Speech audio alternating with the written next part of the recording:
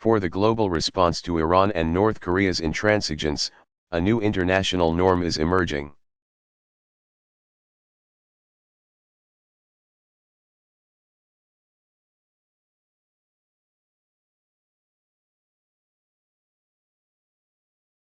Treaties are binding, rules will be enforced, and violations will have consequences.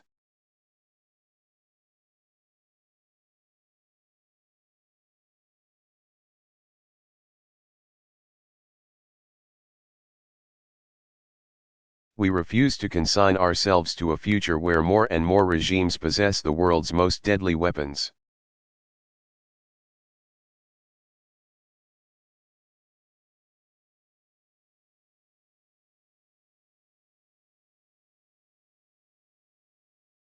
And this brings me to the final area where we've made progress: a renewed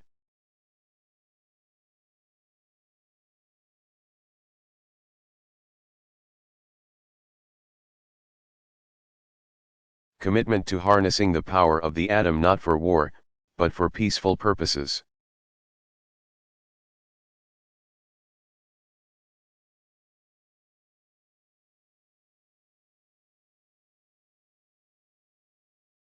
After the tragedy at Fukushima, it was right and appropriate that nations moved to improve the safety and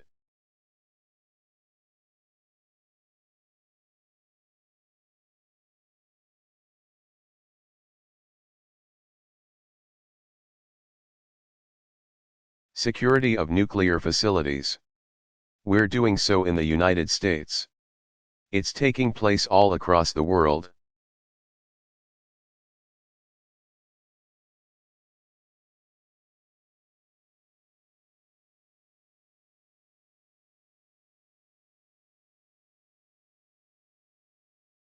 As we do, let's never forget the astonishing benefits that nuclear technology has brought to our lives.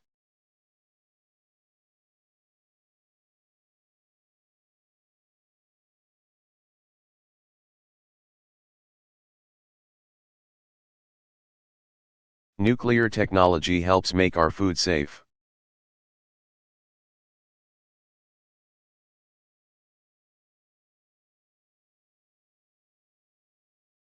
It prevents disease in the developing world.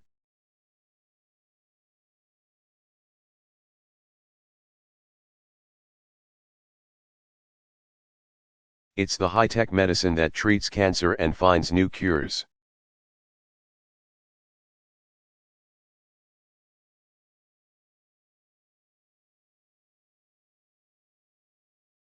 And, of course, it's the energy, the clean energy that helps.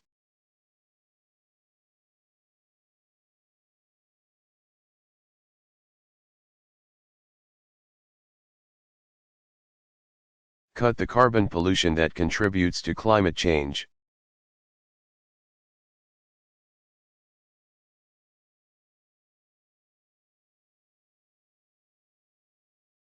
Here in South Korea, as you know, as a leader in nuclear energy, you've shown the progress and prosperity.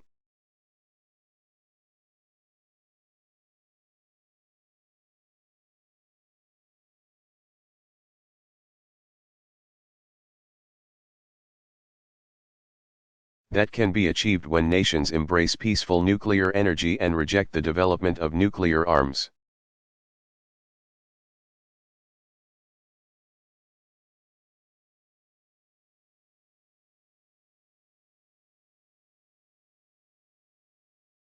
And with rising oil prices and a warming climate, nuclear energy will only become more important.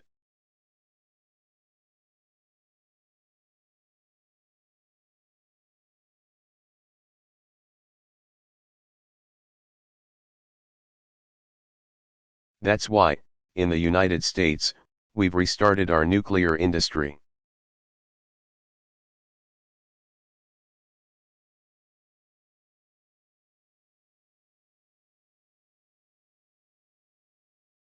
As part of a comprehensive strategy to develop every energy source.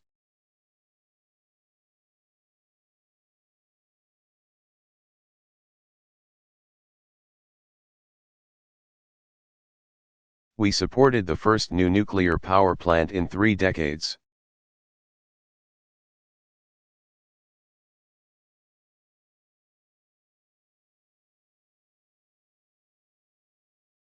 We're investing in innovative technologies so we can build the next generation of safe,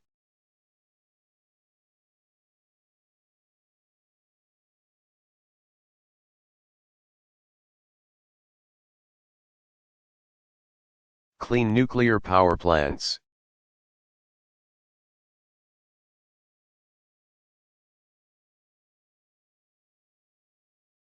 And we're training the next generation of scientists and engineers.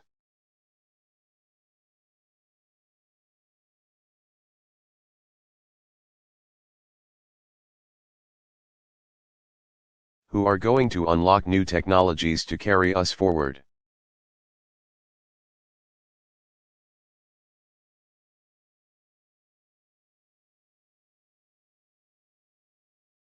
One of the great challenges they'll face and that your generation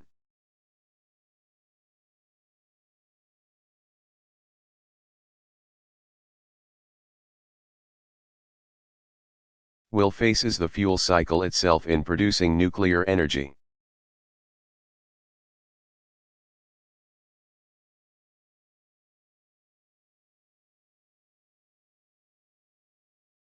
We all know the problem, the very process that gives us nuclear energy.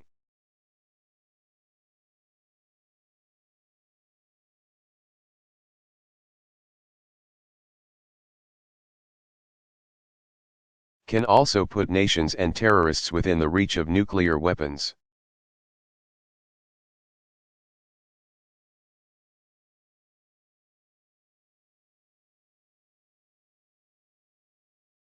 We simply can't go on accumulating huge amounts of the very material.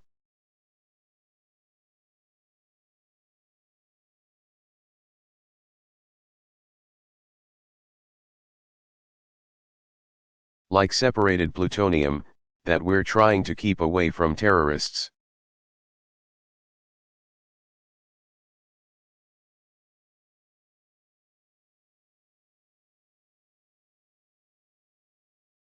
And that's why we're creating new fuel banks.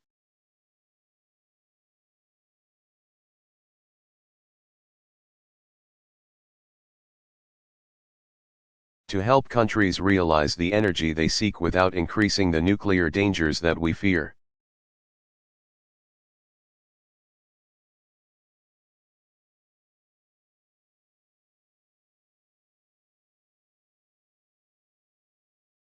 That's why I've called for a new framework for civil nuclear cooperation.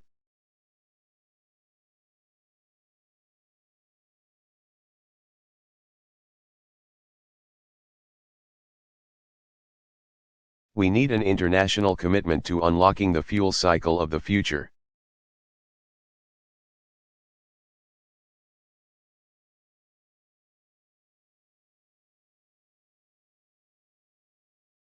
In the United States, we're investing in the research and development of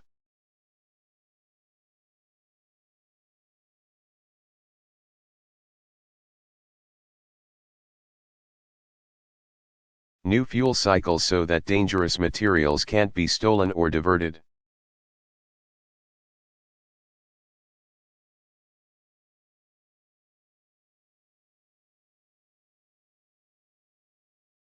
And today I urge nations to join us in seeking a future where we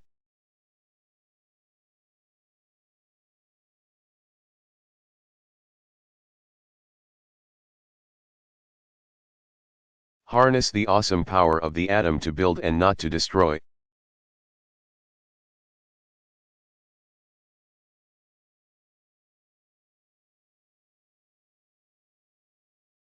In this sense, we see how the efforts I've described today reinforce each other.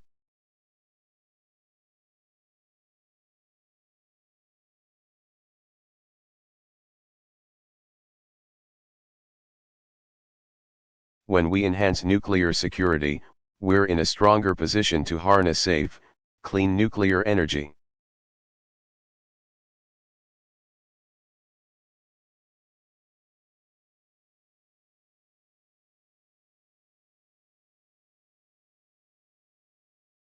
when we develop new, safer approaches to nuclear energy.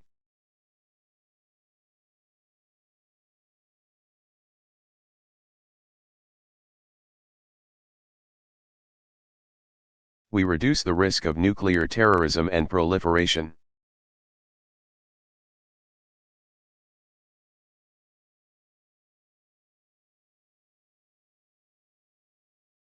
When nations, including my own, fulfill our responsibilities.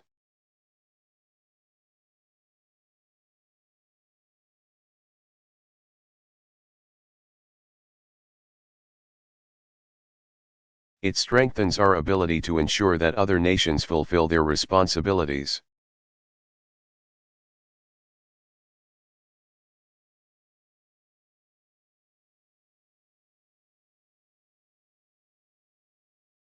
And step by step, we come closer to the security and peace of a world without nuclear weapons.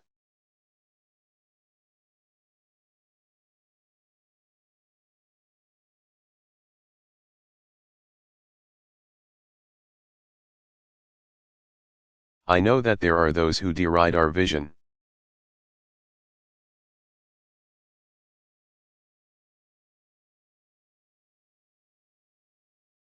There are those who say ours is an impossible goal that will be forever out of reach.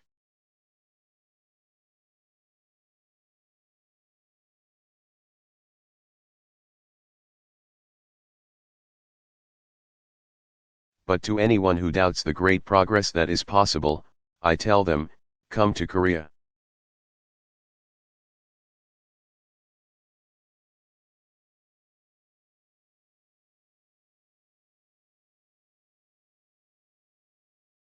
Come to this country, which rose from the ashes of war, a country that rose from the ashes of war.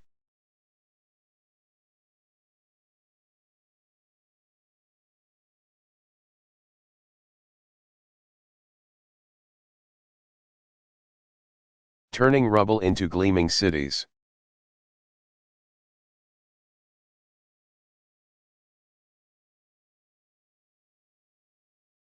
Stand where I stood yesterday, along a border that is the world's clearest contrast between a country committed to progress.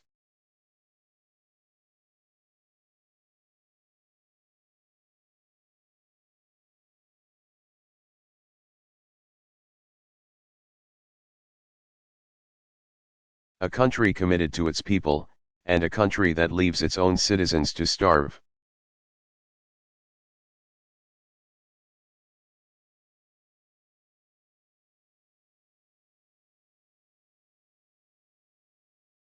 Come to this great university, where a new generation is taking its place in the world.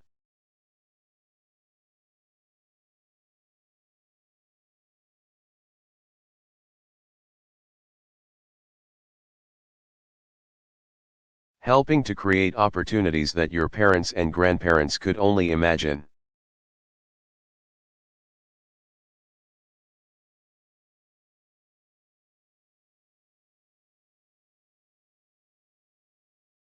Come and see some of the courageous individuals who join us today, men and women, young and old, born in the North.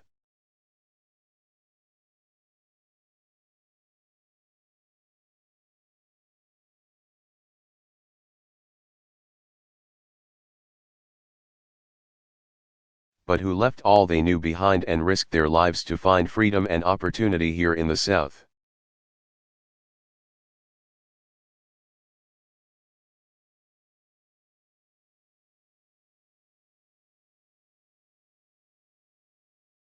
In your life stories we see the truth: Koreans are one people.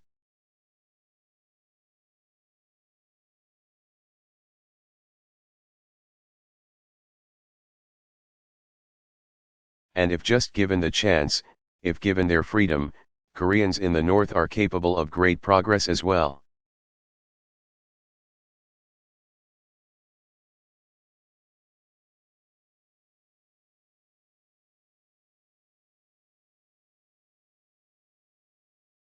Looking out across the DMZ yesterday, but also looking into your eyes today.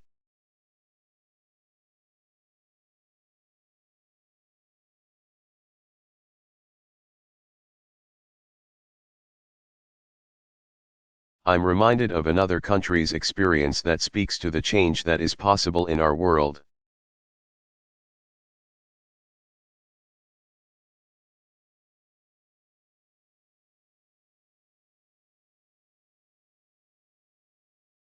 After a terrible war, a proud people was divided.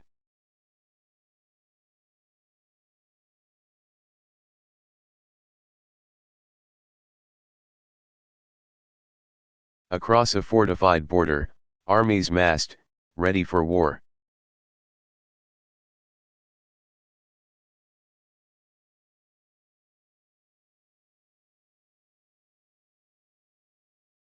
For decades, it was hard to imagine a different future.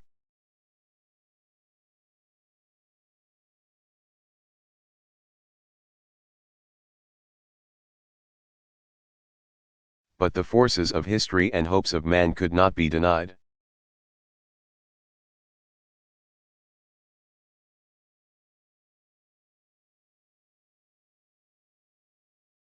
And today, the people of Germany are whole again, united and free.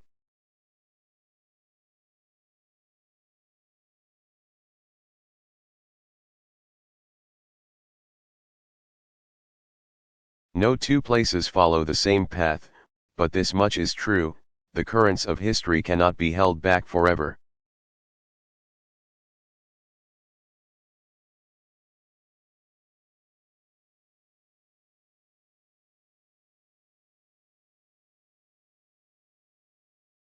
The deep longing for freedom and dignity will not go away.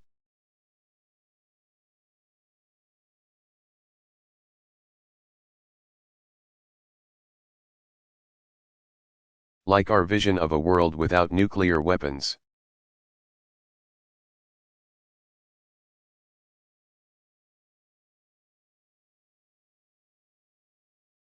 Our vision of a Korea that stands as one may not be reached quickly.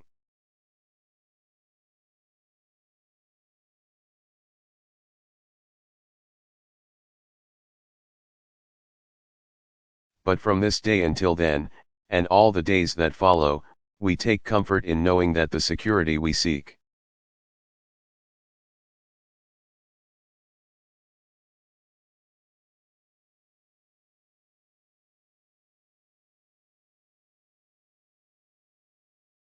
The peace we want, is closer at hand because of the great alliance between the United States and the Republic of Korea.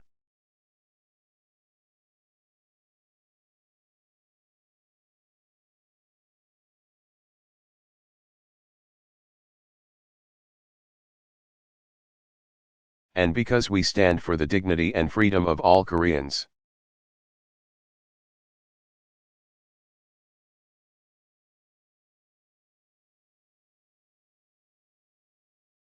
And no matter the test, no matter the trial, we stand together. We work together. We go together.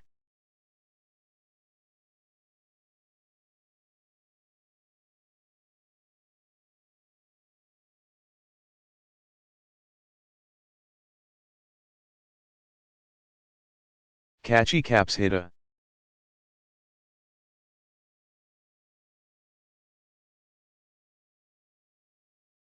Thank you very much.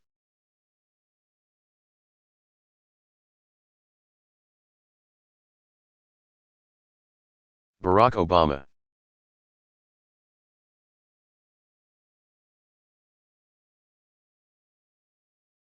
Address to the nation on healthcare bill passage.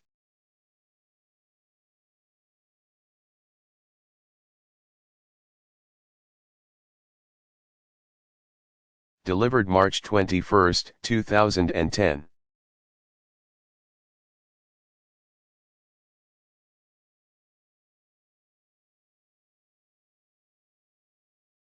Good evening, everybody.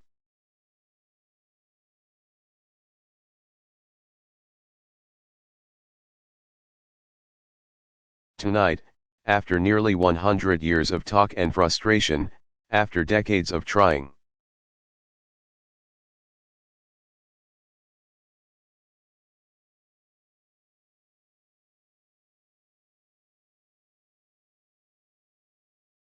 and a year of sustained effort and debate, the United States Congress finally declared that America's workers and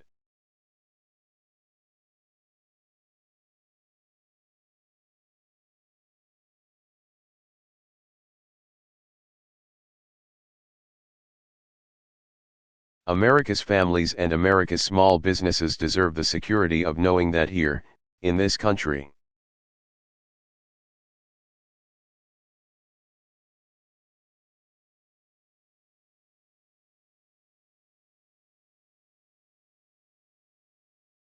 neither illness nor accident should endanger the dreams they've worked a lifetime to achieve.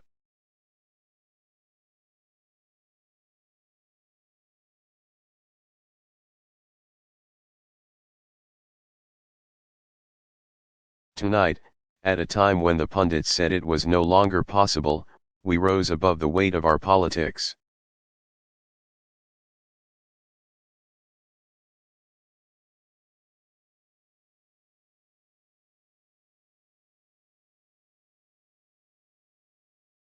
We pushed back on the undue influence of special interests.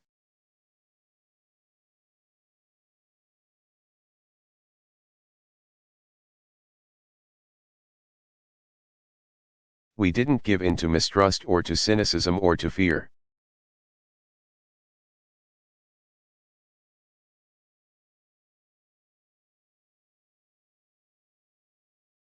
Instead, we proved that we are still a people capable of doing big things and tackling our biggest challenges.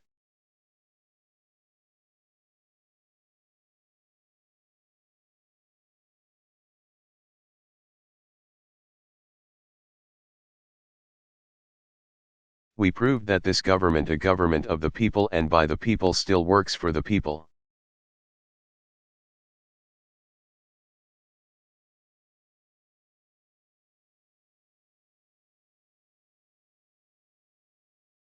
I want to thank every member of Congress who stood up tonight.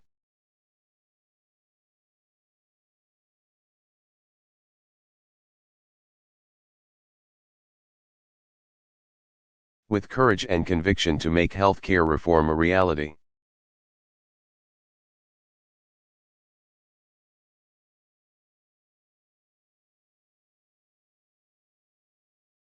And I know this wasn't an easy vote for a lot of people. But it was the right vote. I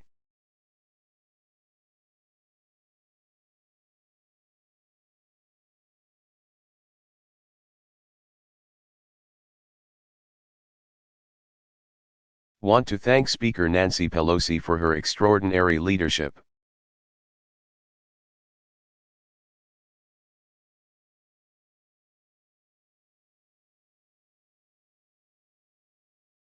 And Majority Leader Steny Hoyer and Majority Whip Jim Clyburn for their commitment to getting the job done.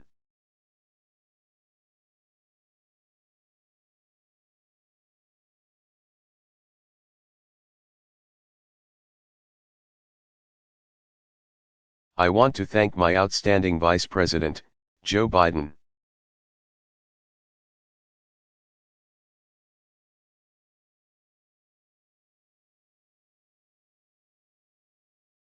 And my wonderful Secretary of Health and Human Services, Kathleen Sebelius, for their fantastic work on this issue.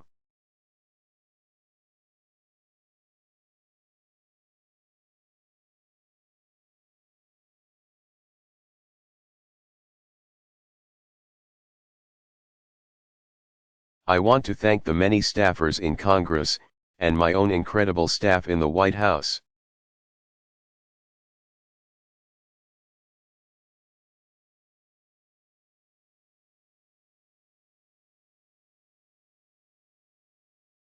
Who have worked tirelessly over the past year with Americans of all walks of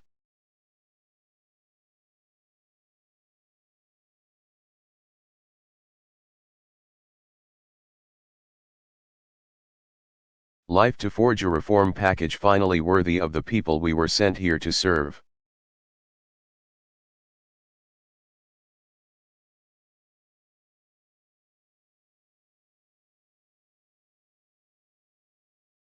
Today's vote answers the dreams of so many who have fought for this reform.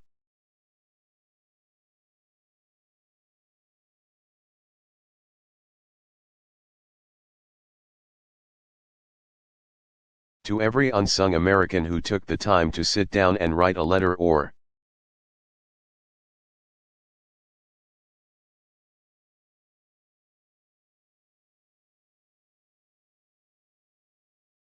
type out an email hoping your voice would be heard, it has been heard tonight.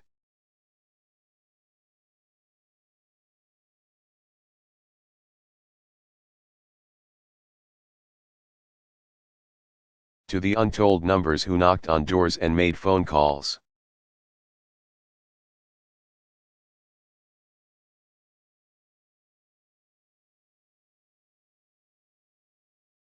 Who organized and mobilized out of a firm conviction that change in this country comes not from the top down.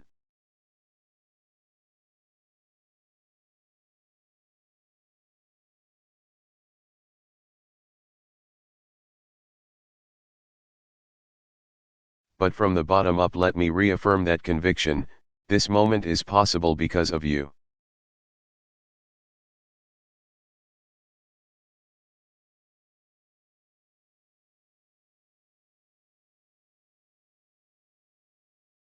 Most importantly, today's vote answers the prayers of every American who has hoped deeply for something.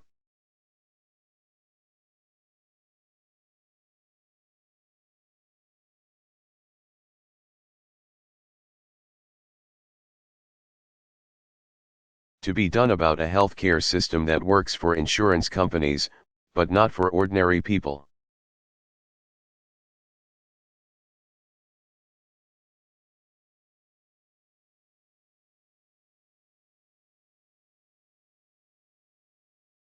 For most Americans, this debate has never been about abstractions, the fight between right and left.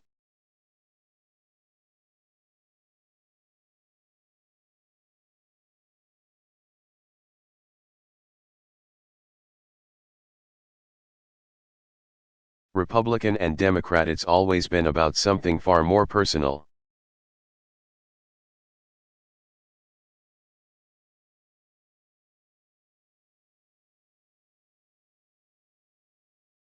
It's about every American who knows the shock of opening an envelope to see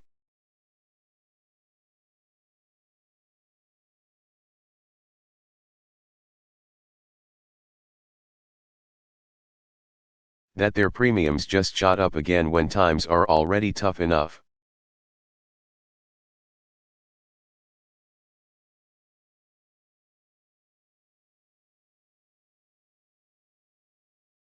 It's about every parent who knows the desperation of trying to cover a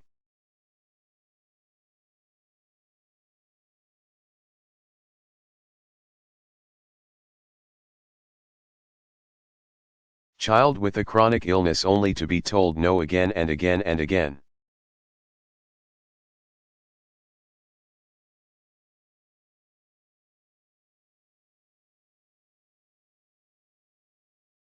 It's about every small business owner forced to choose between insuring employees and staying open for business.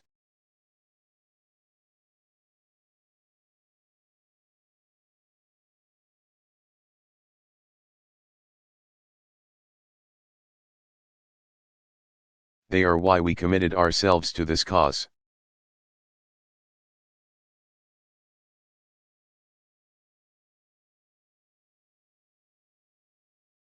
Tonight's vote is not a victory for any one party, it's a victory for them.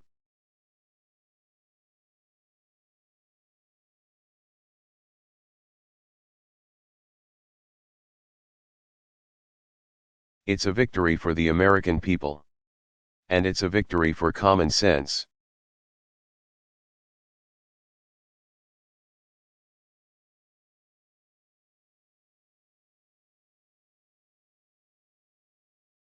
Now, it probably goes without saying that tonight's vote will give rise to a frenzy of instant analysis.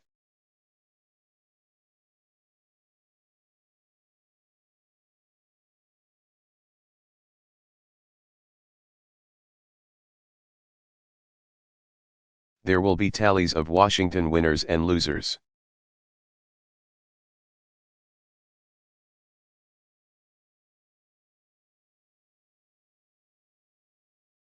Predictions about what it means for Democrats and Republicans, for my poll numbers, for my administration.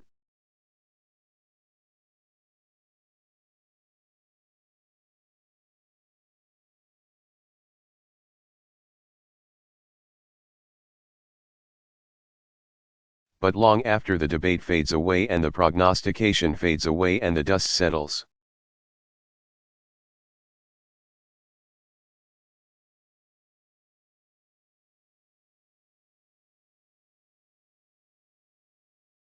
what will remain standing is not the government-run system some feared,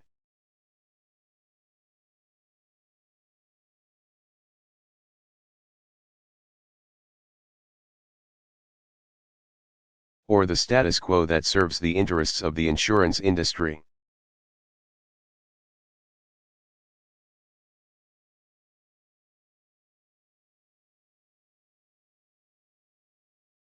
But a healthcare system that incorporates ideas from both parties, a system that works better for the American people.